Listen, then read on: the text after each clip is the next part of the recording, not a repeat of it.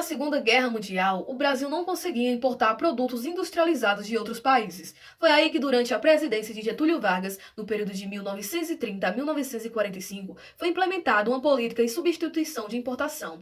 Vargas desenvolveu indústrias no país, fazendo com que aquilo que não conseguíamos importar de outros países fosse produzido no próprio Brasil. Mas para que o Brasil se desenvolvesse, era preciso que o Estado tivesse em suas mãos as indústrias e órgãos que fomentassem esse processo, que eram constituídas pela Companhia Siderúrgica Nacional, a Petrobras, Eletrobras e a Companhia do Vale Rio Doce e o Banco Nacional de Desenvolvimento Econômico e Social. Então Vargas fez acordo com os barões, ou seja, as pessoas que tinham aplicado seu capital na produção de café. Agora essas pessoas iriam investir o seu dinheiro na indústria de consumo e o Estado na indústria de base. Com as indústrias foi proporcionado trabalho, no qual o pagamento era um salário mínimo, gerando assim desenvolvimento no mercado interno. Esses processos industriais foram implementados na região sudeste, pois São Paulo era uma grande potência financeira e lá que estava concentrado a grande mão de obra. Além de tudo isso, São Paulo e Rio de Janeiro conseguiram infraestrutura mais desenvolvida, o que favorecia a instalação de indústrias, além também do acúmulo do capital, sendo tudo isso gerado pela produção de café.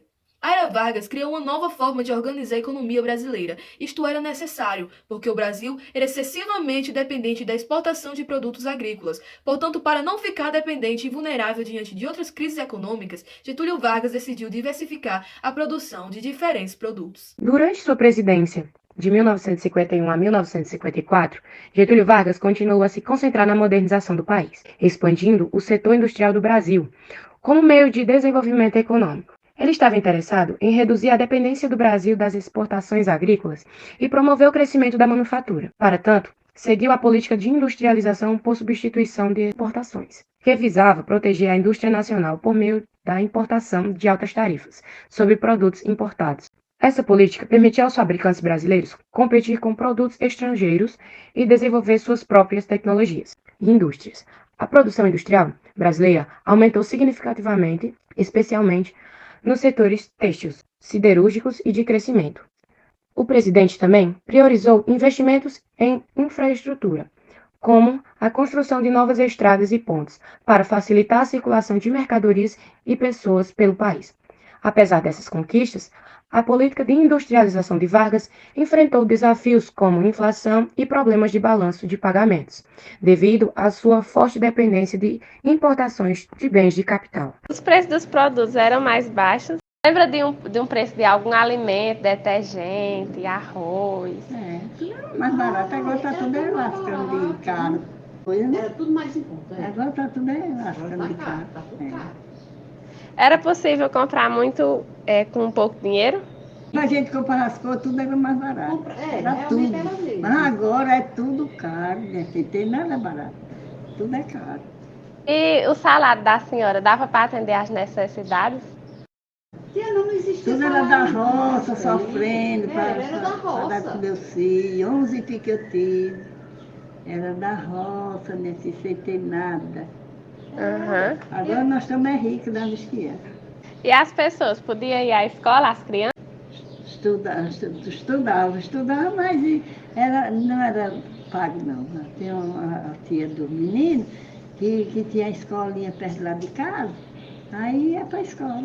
Eu estudava, eles cada caçava seu nome. Mas antigamente tinha muita gente que não sabia ler, né? Sabia não. Eu mesmo não sei. Uhum. Eu sei não. Eu vou logo dizer que eu não sei, né? Uhum. É porque antes não tinha a oportunidade de ir para a escola. Luan, como era a situação econômica do Brasil antes da industrialização?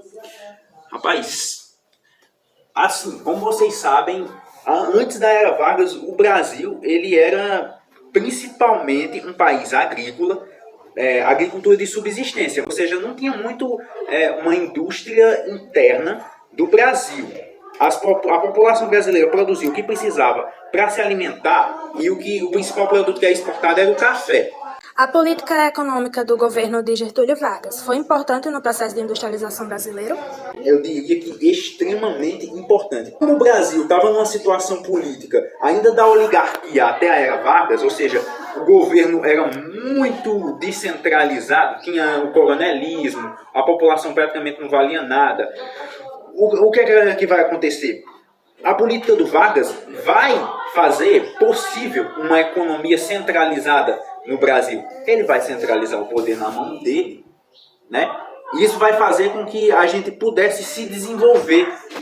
Porque antes quem mandava no Brasil era basicamente os grandes cafeicultores. O Vargas vai tirar o poder um pouco da mão dessa galera para poder desenvolver a indústria. Porque, pasmem, o Brasil não tinha uma indústria siderúrgica desenvolvida até esse ponto.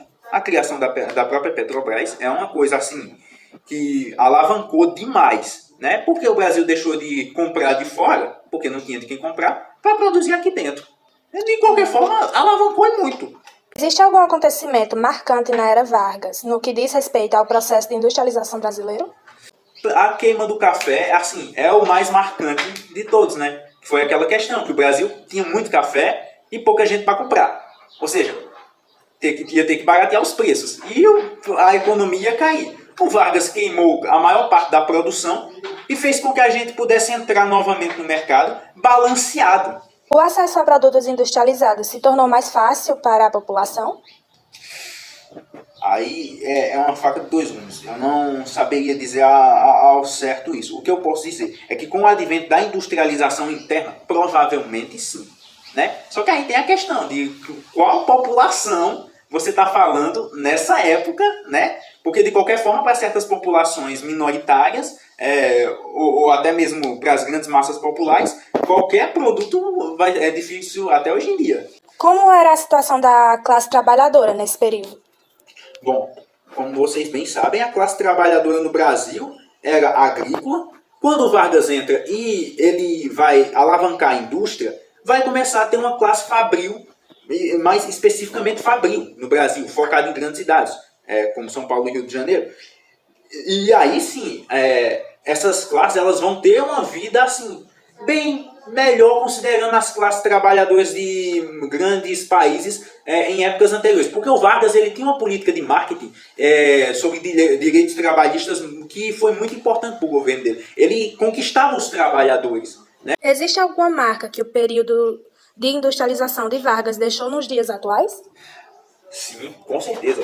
Com certeza, porque o Vargas ele foi o primeiro a realmente chegar e industrializar o país. Foi o primeiro a despertar no povo brasileiro um senso de uma classe trabalhadora que pode ter direitos trabalhistas. Ele cortou aquela história de dizer, eu sou um cafeicultor, você tem que me servir. Agora o povo, ele deu direitos ao povo e agora o povo exigiria direitos. Isso, embora de forma menor, perdura até os dias de hoje, né?